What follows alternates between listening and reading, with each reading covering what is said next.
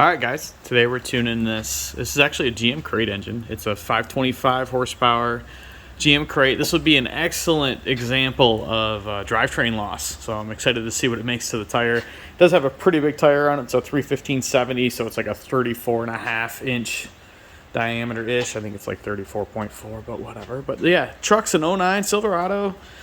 Stock trans still, just with this this GM crate engine in it and supporting stuff, you know, different fuel injectors, fuel system, that kind of thing. Got the battery charger on it now, but yeah, big old girl. Be curious to again, I'm super curious to see what it's going to make to the tire. Just because they advertise this as a 525 horse crate engine. Now that is carbureted. I do believe this was originally intended as a circle track engine. One downside to this particular combination is it still has a stock torque converter in it. So it's going to be a real challenge just to get it to idle and drive away from a stoplight okay and that kind of thing. A converter would really wake it up. It's not going to have any kind of power down low just because it was never intended to, right?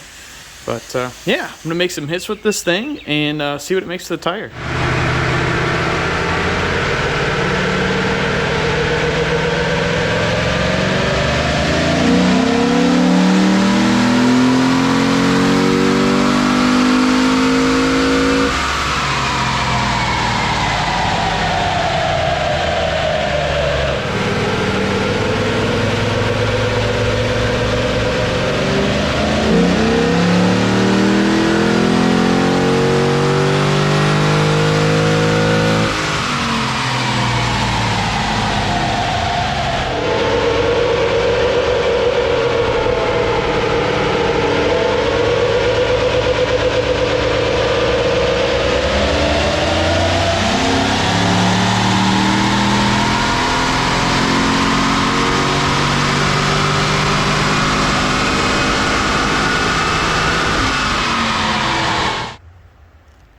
Alright guys, what are your guesses on what it makes? 525 to the flywheel, right?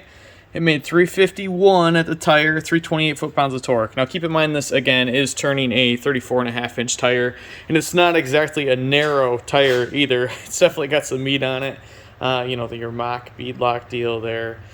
So some weight, some rotating weight, definitely killing the power, but just running the drive line in general, right? Rear end, transmission, all that stuff takes energy to run.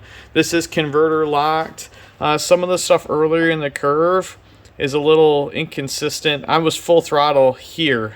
Now the reason that I was full throttle so late was because the trans wouldn't hold in a gear. It would shift no matter what I did when I put my foot down. So I had to roll into the throttle a little bit smooth, but nothing out of the ordinary there, I suppose.